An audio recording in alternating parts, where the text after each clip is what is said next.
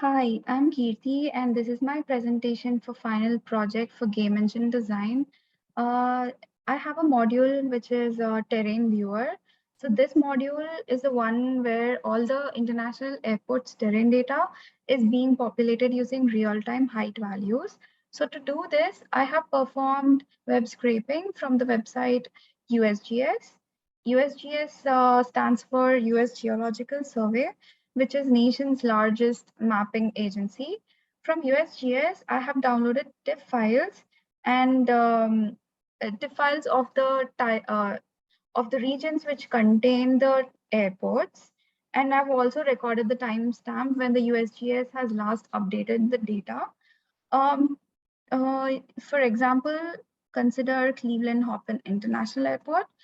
This lies in a tile which has a label N42W082. And for this, we can see that the airport is on the left corner of the tile. And to validate the data, I have used OpenEV. I will show you further how I validated the data. And I've also taken the metadata, that is when it was last updated, just to keep track of how frequently USGS is uploading the data. And to perform the image processing, because I cannot take a raw file and populate the grid, I have used GeoRaster's library from Python to read the file data, extract just the region which I need for the grid generation, and extract only the height values and convert it into a CSV file so that I can create a grid file. Um, to validate the CSV, uh, to validate the CSV data, I have used OpenEV. So here, this is an OpenEV viewer. And if we go back and look at the USGS terrain data, okay, let's look at this. We can see that the airport is in the left corner. And when in the viewer, if I hover around with my mouse, we can see that the values are being dynamically generated. And my airport is around this region. And we can see that the range of the height values lie between 230s to 250s. So this is the data which I have extracted for the Cleveland airport. And we can see that um, all the values are around the range which we have seen in uh, the OpenEV. So this is how I validated for all the airports. Now coming back to my game engine, mm, the terrain data which I'm generating has around 400 feet, and there are like 4 international airports, so I have chosen these 4. So every time I click a button, the airport terrain data is generated, as well as we can see the last modified date, which I have scraped from the web.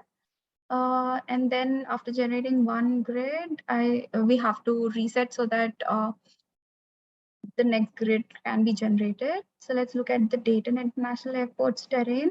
It is pretty much flat here, not much terrain. The terrain is not differing as much. But when we look at the Cleveland Hopkins Airport, we can see that there's a little raise in the terrains. I mean, the heights are varying a little bit more. And this is John Glenn. This has a pretty much, it is pretty evident that the terrain is varied here. And we can also see that the date modified was in around March 18th, maybe. Yeah, as I have scraped it, we can keep track of what USGS is really doing and when it's uploading the data. So the main purpose of this module would be, I mean, this module can be added to OUN PPN. OUN PPM calculates the multipath errors in navigational aids by entities in the surrounding airport environment. So the real-time terrain generation would help us calculate accurate values of multipath errors due to the terrains. And I think this would help the navigational aids and engineers and the pilots to better understand the signals that they're getting and how the errors are taking place. And this is about my project. I hope you like it. Thank you.